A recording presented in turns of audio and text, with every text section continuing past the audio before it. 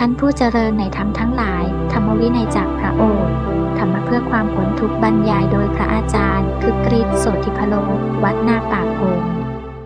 พระศาสดาจึงตรัสว่าในขันธ์ห้าเนี่ยมันมีทั้งคุณและโทษการเห็นแต่คุณประโยชน์อย่างเดียวจะทำให้เกิดการยึดติดการเห็นโทษบ่อยๆจะเกิดการปล่อยวางพระศาสดาจึงเน้นให้เราเนี่ยเข้าไปเห็นโทษการเห็นโทษเนี่ยจะเห็นด้วยการคิดตริตรึกก็ได้หรือจะเห็นด้วยการที่เป็นผู้ที่เฝ้าดูเฝ้าสังเกตถ้าใช้การคิดตริตรึกเนี่ยก็มักจะใช้ในธาตุที่หยาบกว่าความคิดนะอย่างเช่นรูปธาตุแต่ความคิดก็เป็นหนึ่งในขันธ์ห้าดังนั้นถ้าจะปล่อยความคิดแล้วยังคิดมันก็จะไปคิดซ้อนคิดนะก็จะปล่อยไม่ได้เหมือนถูกหลอกว่าปล่อยได้แต่ปล่อยไม่ได้เพราะยังคิดอยู่ว่าจะปล่อยความคิดนี้แต่ก็คิดเรื่องใหม่ดังนั้นเวลาที่จะปล่อยวางความคิดเนี่ยจะต้องอยู่กับลมหายใจหรืออยู่กับกายอยู่ในตำแหน่งที่ไม่มีความคิดนะเพื่อที่จะให้เห็นการเกิดดับของความคิดตัวสัญญาสังขารเนี่ยเวลาเราคิดขึ้นมาแล้วเนี่ยจะเป็นสัญญาก็ตามสังขารก็ตามด้วยความที่เรารู้สึกว่านั่นของเรานั่นเป็นเราเนี่ยตัวเนี้ยทำให้เกิดความเนิ่นช้าพงจะเรียกว่านิปปปัญจะนะความเนิ่นช้าในสัญญาความเนิ่นช้าในสังขารดังนั้นคนเรามีความเนิ่นช้าอยู่กับธาตุเหล่านี้เพราะเราเพลินกับมันเราเพลินกับความคิดสัญญาก็มีความละเอียด3ระดับเลวปานกลางปานณีตสัญญาที่มีความละเอียดหรือมีความหยาบมากที่สุดละเอียดน้อยที่สุดหยาบมากที่สุดก็คือกามสัญญาสัญญาในรูปเสียงกลิ่นรสสัมผัสอันนี้จะหยาบที่สุดปราณีตขึ้นมาก็คือสัญญาในรูปธาตุปฐมฌานทุติยฌานตติยฌานจตุตฌานปราณีตขึ้นละสัญญาที่ปราณีตที่สุดไม่มีรูปเป็นอรูป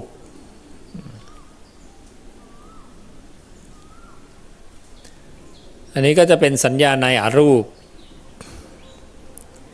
ก็จะเป็นธาตุที่ปราณีตปณีตายธาตุยาจะเป็นธาตุใดก็ตามธาตุเหล่านี้ไม่เที่ยงแปรปรวนจางคลายและดับเป็นอนัตตาหาสาระแก่นสารไม่ได้การหาสาระแก่นสารไม่ได้ของสิ่งที่เกิดมาแล้วดับไปเนี่ยพระองค์เรียกสิ่งที่เกิดมาแล้วดับไปว่าอนัตตาดังนั้นสิ่งที่เป็นอนัตตาจึงเป็นสิ่งที่ไม่มีสาระไม่มีแก่นสารเป็นของมีชั่วคราวเป็นของชั่วคราวการที่เราจะรู้จักว่าสิ่งนั้นมันมีชั่วคราวเนี่ยเพราะเหตุนะเพราะการสร้างเหตุคือการเห็นอะไรเห็นการเกิดหรือเห็นความเสื่อมเห็นความดับนะ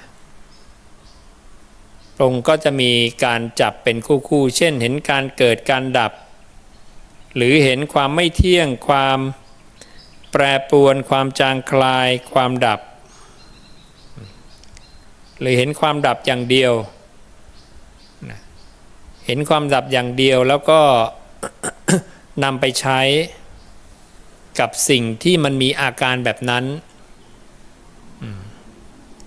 บางอย่างเราอาจจะไม่ทันสังเกตว่ามันมีอาการแปรเปลี่ยนเกิดดับแต่พอไปเฝ้าดูดีๆถึงจะเห็นเช่นเวลาทำสมาธิเนี่ยเรามักจะไม่ค่อยเห็นการเกิดดับเห็นยาก มันละเอียดมันเบาเร็วพระศาสดาจึงสอนอย่างไรสอนให้เราเนี่ยเข้าไปเพ่งเฉพาะซึ่งจิตอันตั้งมั่นแล้วอย่างนั้นเป็นอย่างดีขณะจิตตั้งมั่นแล้วนะยังต้องเข้าไปเฝ้าดูดีๆว่ามันเป็นอย่างไรมันไม่มีวันจางคลายและดับไปเลยใช่ไหมดังนั้นพระศาสดาให้เรามองเห็นความจริงของมันเนี่ยนะมองเห็นความจริงของมันอยู่อย่างเนี้ยเฝ้าดูถ้าเราไปดูในโพชฌงค์7พระองค์จะบอกว่าให้เราเนี่ยเข้าไปเพ่งเฉพาะซึ่งจิตอันตั้งมั่นแล้วอย่างนั้นเป็นอย่างดีเฝ้าดูดีๆเฝ้าดูแล้วจะเห็นอะไรบางคนยังไม่ทันเห็นความเสื่อมเลยไปเห็นนรกสวรรค์ซะก่อนนึกว่าอ๋อนี่คือสิ่งที่ท่านให้เฝ้าดูนะไปอีกเรื่องอีกแล้วเห็นนะท่านให้เฝ้าดูให้เห็นอนิจจังเห็นวิปริณามะความแปรปรวนเห็นวิราคะความจางคลายเห็นนิโรธะความดับนี่ให้เห็น4อาการอย่างนี้ซึ่ง4อาการนี้ก็ย่อมาเหลือว่าเห็นทุกขังเห็นทุกข์จริงๆก็ถ้าดูแล้วมันก็ถ้าคนมีปัญญานะเห็นหมดแหละไม่ว่าจะเป็นคนสัตว์สิ่งของอะไรก็ตามถ้ามันมีการเกิดขึ้นมาแล้วมันจะมีความเสื่อมตามมาแน่นอนแล้วที่สุดของการเสื่อมก็คือการดับความหมดไปการวายชีพการทอดทิ้งร่างการแตกสลายของขันธ์ตัวตนที่มีขึ้นมาแล้วหมดไปเนี่ยพระองค์เรียกมันว่าอนัตตาพอเราเข้าใจอนัตตาแล้วเนี่ยสิ่งสำคัญที่จะต้องมองให้ออกคือธาตุที่มันมีอาการอนัตตาเนี่ยมีอาการเกิดดับมีอาการเกิดแปรเปลี่ยนมีความดับสิ่งเหล่านี้เราดูเรื่อยๆซ้ำๆเนี่ยเราจะต้องมีปัญญาเห็นว่าสิ่งที่มันเกิดดับหรือสิ่งที่มันเป็นอนัตตาเนี่ยมันไม่ใช่ตัวเราของเราต้องแรกๆต้องป้อนสัญญาตรงนี้ลงไปก่อนต่อจากอนัตตาก็คือเนตังมะมะเนโสมัสมินะเมโสอัตตาพระสูตรที่แสดงเห็นชัดในเรื่องนี้ก็คือพระสูตรที่พระองค์สอนกับภิกขุว่าเห็นคนทำการวัดเนี่ยลากเอากิ่งไม้ใบไม้ไปเผาไหมอันนี้จะได้ความชัดว่าแม้มันเป็นความวิจิตรความสวยสดงดงามก็ตามมันก็มีความพังนะมีความเสื่อมไปมีการแตกสลายมีความผุพังไปเรื่อยๆนะไม่หยุดนะมันจะเดินหน้าเสื่อมไปเรื่อยๆการเข้าไปเห็นตรงนี้ทำให้เราเนี่ย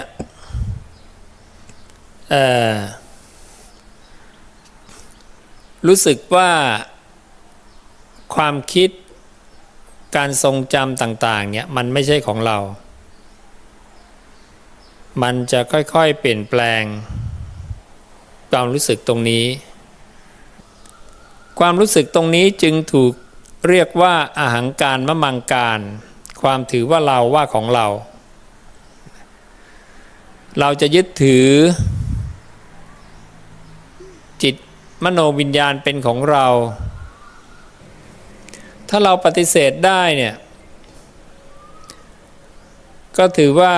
สามารถอยู่จบพรหมจรรย์ตามที่พระเจ้าทรงตรัสดังนั้นการอยู่จบพรหมจรรย์เนี่ยพระศาสดาแนะนำอานาปานสติไว้อีกอันหนึ่งแค่เราอยู่กับลมหายใจเข้าออกเนี่ย สามารถหลุดพ้นได้แล้ว เวลาเราค่อยๆถอนอุปทานออกมาเนี่ยมันจะเหมือนกับกุมารกุมารีที่ค่อยๆถอนความพอใจออกจากเรือนน้อยๆและเมื่อใดเนี่ยถอนความพอใจออกได้หมดเนี่ยเราจะรู้สึกว่าธาตุเหล่านี้มันไม่รู้เรื่องอะไรเลยเราเป็นคนที่เข้าไปยึดถือมันแค่นั้นเองทีนี้ก็จะเริ่มกลัวการท่องเที่ยวในสังสารวัฏเพราะการท่องเที่ยวของผู้ที่ไม่เคยสดับไม่เคยประพฤติปฏิบัตินั้นคติที่ไปเนี่ยของผู้ที่ยังไม่ใช่โสดาบันเนี่ยมันจะต้องผ่านทุกขติอีกเท่ากับว่าเราเนี่ยประพฤติปฏิบัติเพื่อหลีกออกจากทุกขติให้ได้ทุกขติเนี่ยมันอยู่ในธาตุอันซามไงมันอยู่ในธาตุอันซาม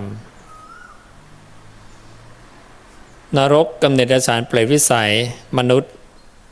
แล้วก็เทวดากามภพใน5คติเนี่ยสัตว์ทั้งหลายจะเกิดในนรกกำเนิดเดรัจฉานเปรตวิสัยเนี่ยมากกว่า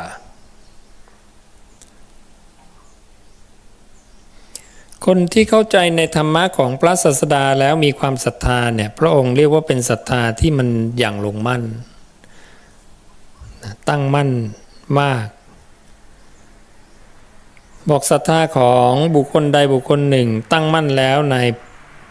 พระตถาคตมีมูลมีที่อาศัยด้วยอาการเหล่านี้ด้วยบทเหล่านี้ด้วยพยัญชนะเหล่านี้เรากล่าว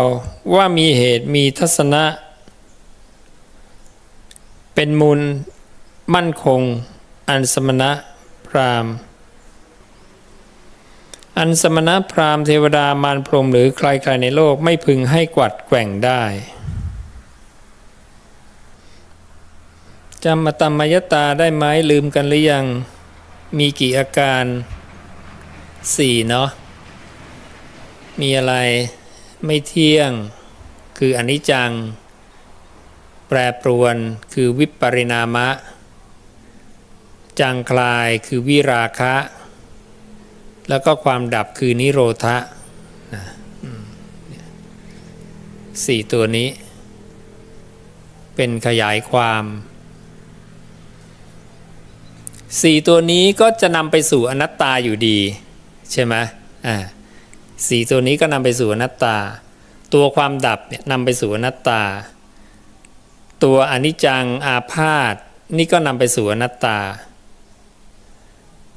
หรือตัว2ตัวเกิดกับดับนี่ก็นำไปสู่อนัตตาเหตุปัจจัยของอนัตตาเลยมีเยอะเหมือนเหตุปัจจัยของชรามรณะชรามรณะมีเหตุปัจจัยมาจากชาติใช่ไหมเพราะเกิดใช่ไหมจึงมีแก่ตายเหตุปัจจัยของชรามรณะมาจากภพได้ไหมได้เหตุปัจจัยของชรามรณะมาจากอุปทานได้ไหมเหตุปัจจัยของชรามรณะมาจาก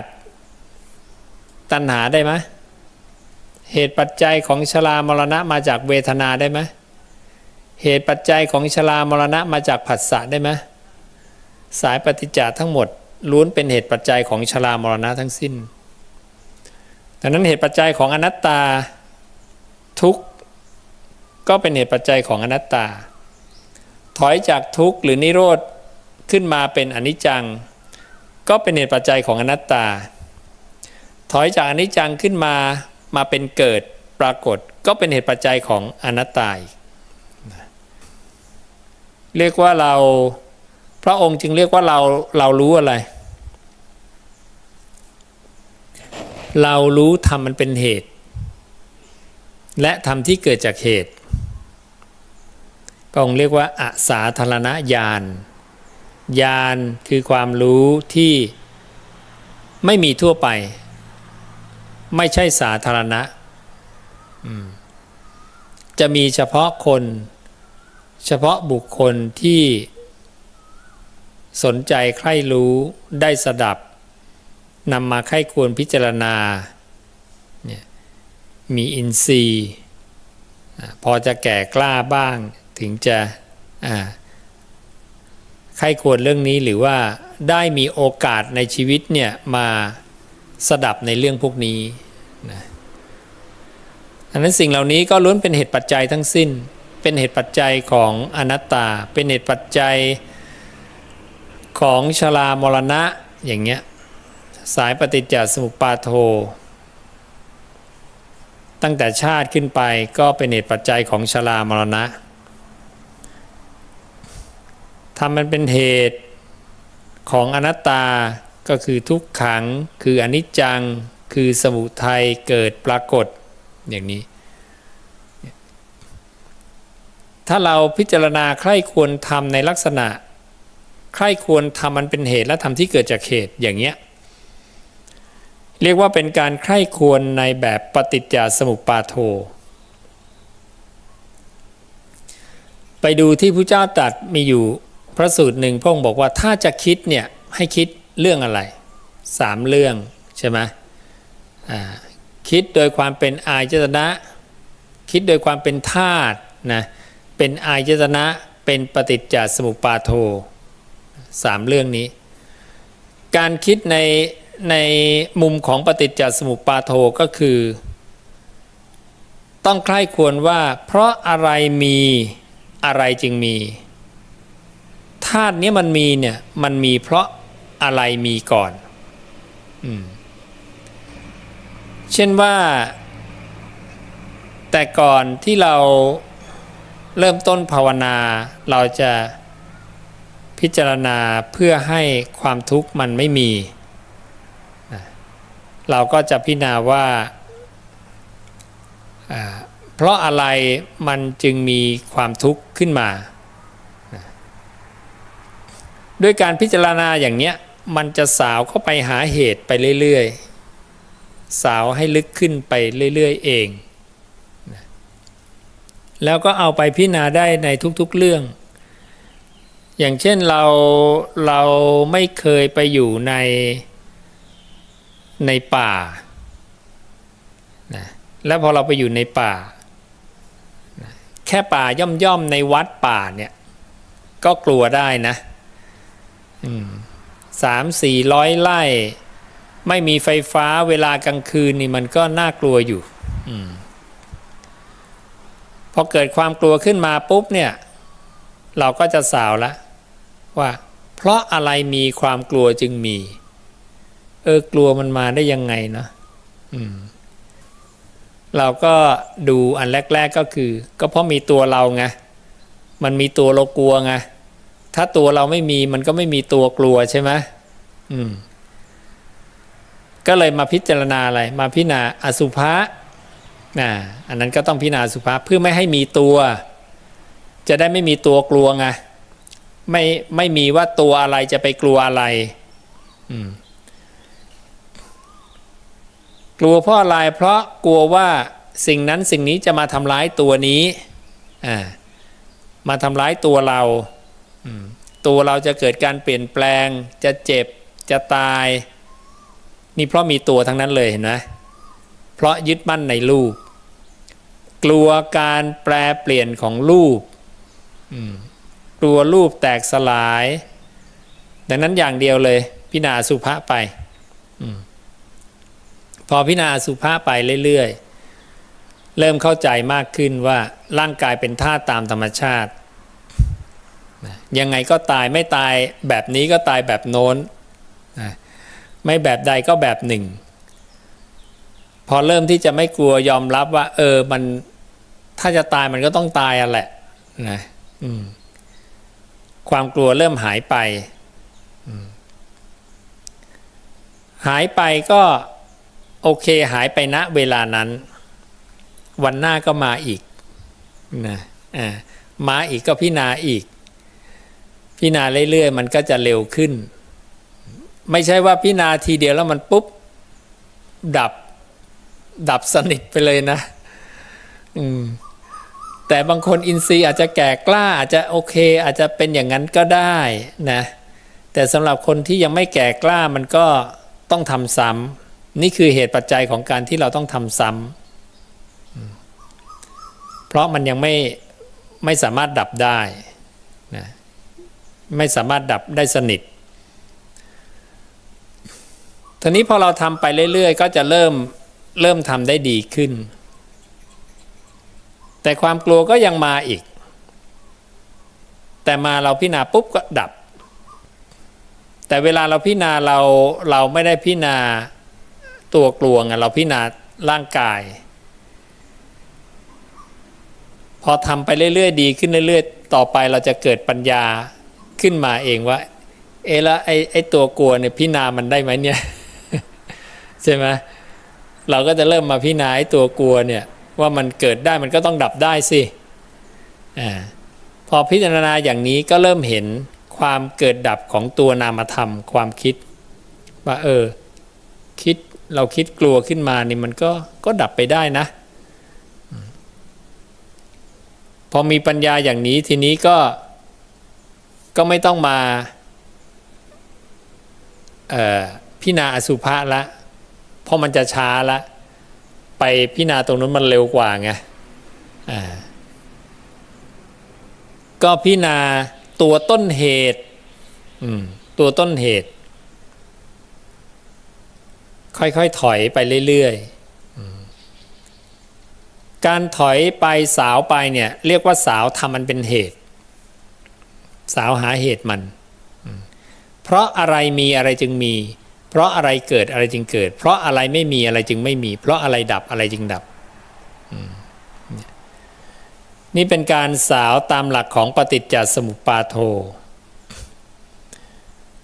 เป็นการสาวหาธรรมอันเป็นเหตุและธรรมที่เกิดจากเหตุและตรงนี้แหละเรียกว่าอสาธารณญาณญาณที่ไม่มีในคนทั่วไปเราลองมาดูสารานิยธรรม6เป็นข้อธรรมที่ทำให้เกิดความรักความสามัคคีกันความเป็นพวกพ้องเดียวกันความปรองดองกันนะมีอะไรบ้างอันนี้เคยบอกไปนานละเรามาทบทวนดูอีกทีหนึ่ง